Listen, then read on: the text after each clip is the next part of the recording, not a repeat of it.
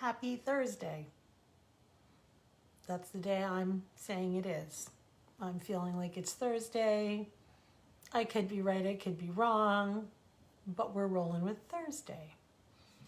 I hope your Thursday was a good day, or whatever day it is, whenever you're watching this, because who knows, it could be 100 years from now. Wouldn't that be cool? A little time capsule of reading. I made a little mistake. I looked at social media. Actually, it wasn't even social media. I looked at the news. I don't recommend that. I really don't. It's not healthy. It's not. Forget going outside without a mask. Okay, that's not healthy. But watching the news is even worse. So we have transitioned for the moment from fables to reality, and some of the columns that I've written over the years. One of these is from the Virginian-Pilot. Hey, Terry. And the other one is from the New York Times. And I paired these up because I was thinking about crisis and how people handle it. Maybe not crisis exactly, but hardship. And some people think something's a hardship that other people just roll through. And some people think something is a hardship and beyond their ability to cope with it. And other people would be like, I just don't see it. So I met this amazing woman. I like to take these long walks, or I did until lockdown, and now not so much. I try to get out, but I get a little too aggravated with the social distancing failures that, happen. So, but on one of my walks a few months ago, I met this really remarkable woman. And I usually walk the Elizabeth River Trail from Larchmont near ODU, and I walk all the way through Jeff Robertson Park and behind the Maori and Orapax and the Wishing Tree, and I head down towards Plum Point Park, and I come out of there right around where One Collie Avenue is, which is more seniors and people recovering from illnesses. And then I keep on going to downtown and around, usually if I'm lucky, around the stadium and back again. So that's how this one happened. I know that we live in a nation that is in absolute chaos over differing opinions. But I think I found something upon which we can all agree. Senior citizens on fixed incomes shouldn't have to hitchhike from Hatteras, North Carolina to Norfolk just to see a doctor. I met a woman named Dawn one day while I was out walking. I've been taking long walks to clear my heart and mind. During the 12-mile long hike from Larchmont to Waterside and back, I ran across a white-haired woman who had her thumb out, looking to hitch a ride along Brambleton Avenue. Now, because my mother has dementia, and I was just 2 blocks from an apartment complex that does cater to senior citizens, I decided to do a little one-on-one wellness check on this total stranger. Dawn turned out to be completely lucid and really quite remarkable. As traffic was speeding past, she explained, I thumb my way here and back from my home in Hatteras about every 3 months in order to get my prescriptions renewed by the specialist who operated on my spine a while back.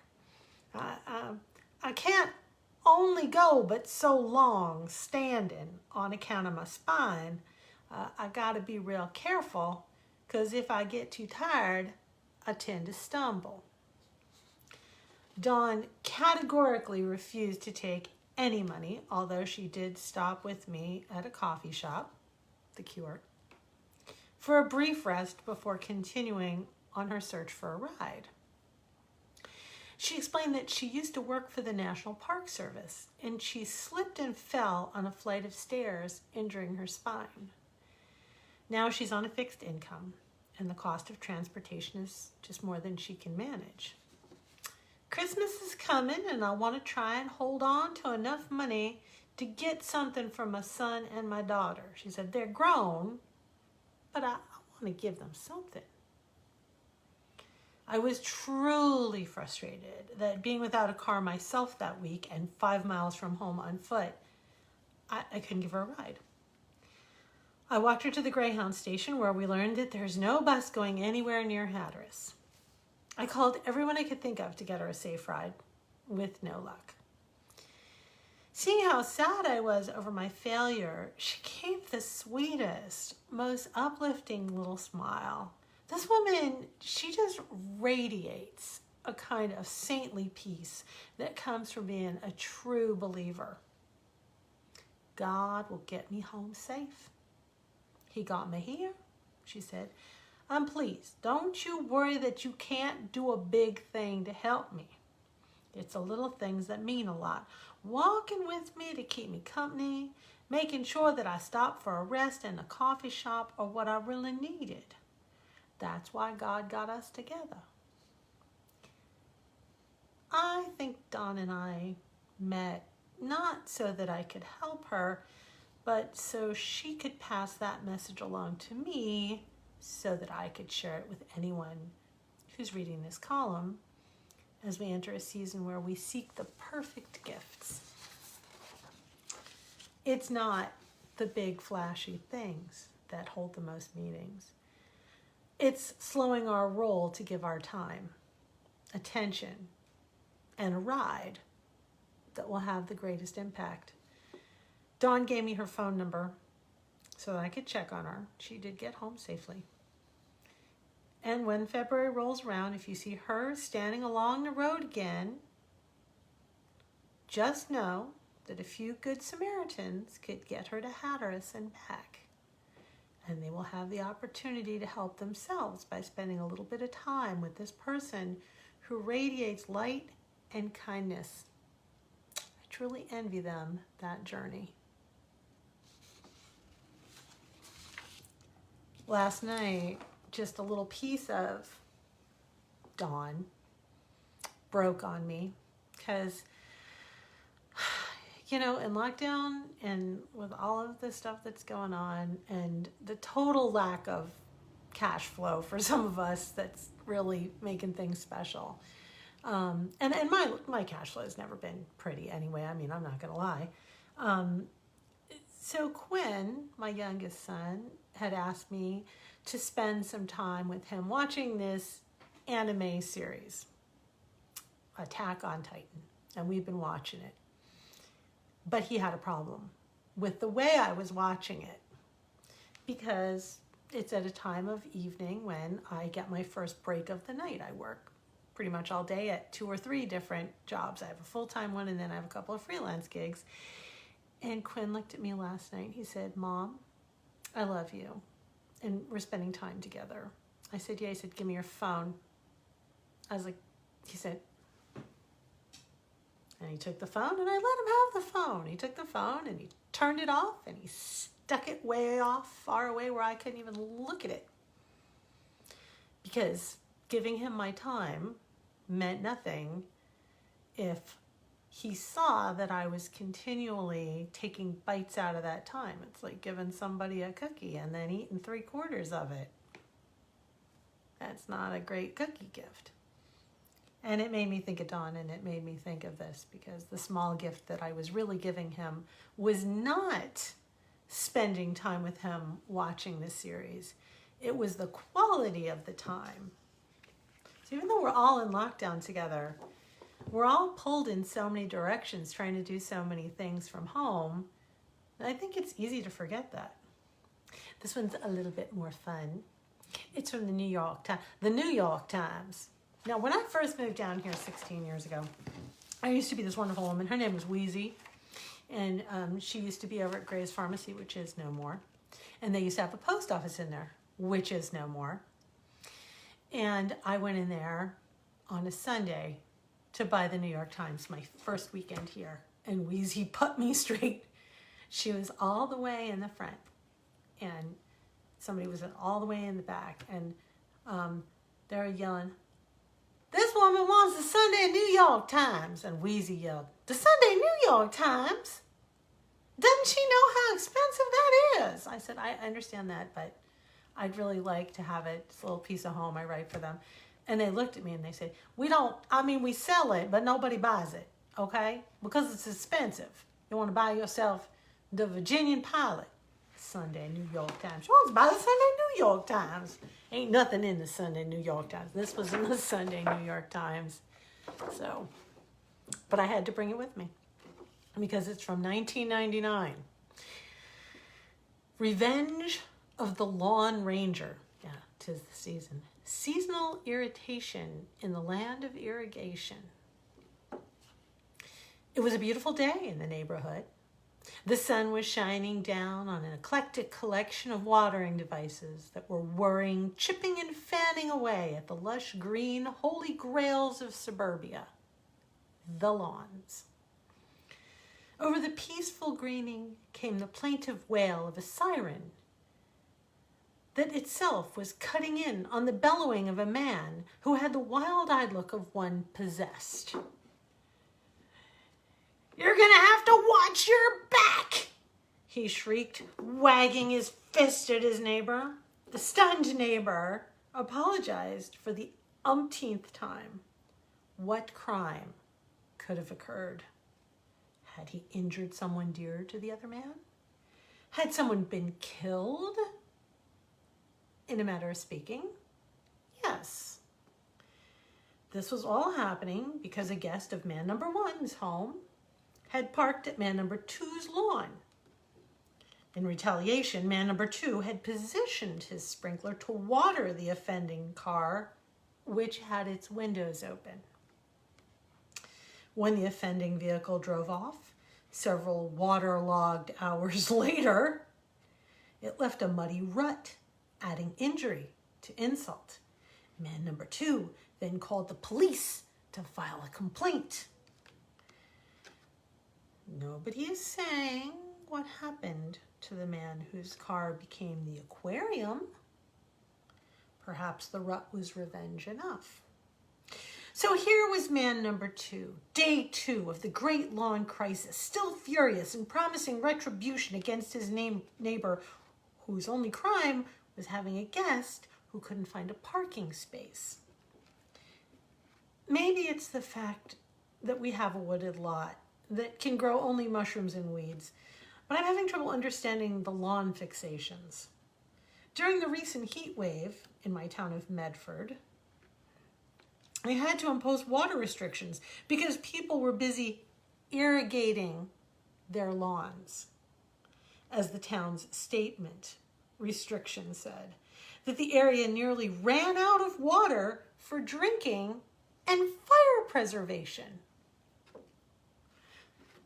First of all, irrigating is for crops, something that you raise to eat or sell to pay the mortgage. Farmers irrigate. Perhaps I missed a meeting of the Lawn Lovers Anonymous, but it's still grass, right? There can't be some religious significance I'm overlooking. We mow it. So we obviously don't think it's reincarnated relatives that we're caring for so lovingly. This is not the first incident I know about in which a seemingly normal person pushed the envelope of good grace to the tearing point over some perceived breach of grass etiquette. Hoses seem to be the weapon of choice for the lawn ranger. I was driving to a park in a neighboring town when I saw a man turn a garden hose on two women pushing baby carriages because the wheels had indented the lush field of dreams he lovingly tended. "Watch where you're going!" he shrieked. "Look at what you did to my lawn!" I have also heard of folks packing up dog poop and leaving it in the mailboxes of offending dog owners. When did "love thy neighbor" get replaced with "touch my lawn and meet your maker"?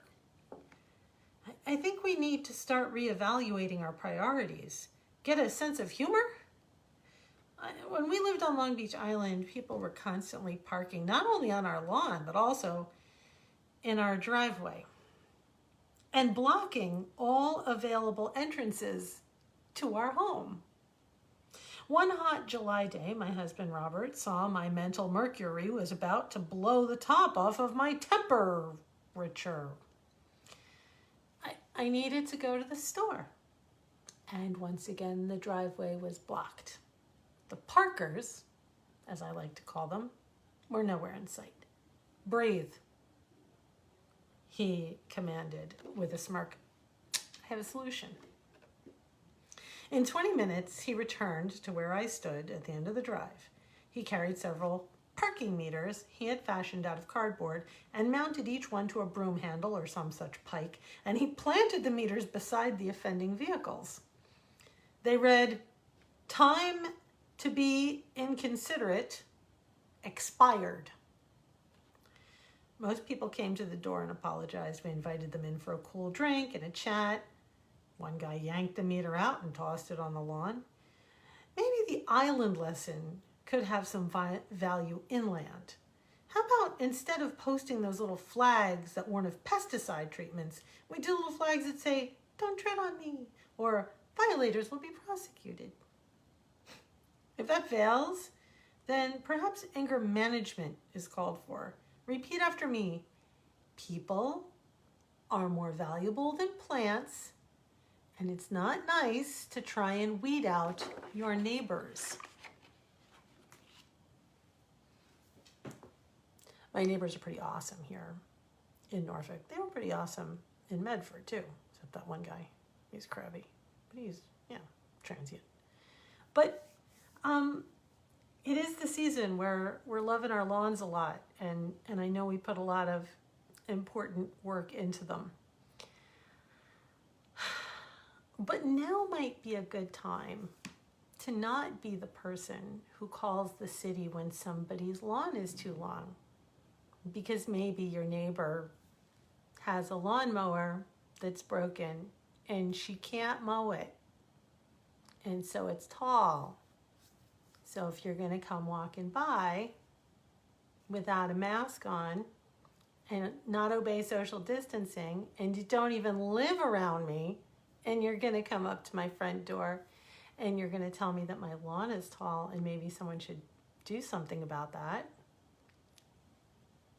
I'm going to smile at you like I did today, and I'm going to apologize to you for offending you with the tallness of my lawn. I actually did order a lawnmower. There's this little COVID-19 thing going on. My car's too small to get it. They can't deliver it yet. So that made me think about the Lawn Ranger today. Fortunately, also, I have an awesome neighbor named Jim who came over and mowed it for me. So that's cool. But I think maybe now's a really good time to be kind to each other. Because, golly, our heads are going to explode. Our temperatures are going to go like right off the rails, and we can't afford that now. I love you. It's just grass. It's going to grow. It's not going to grow. It's going to get tall. It's not going to get tall. If the dog poops on it, it's fertilizer. I just would prefer not to step in it. But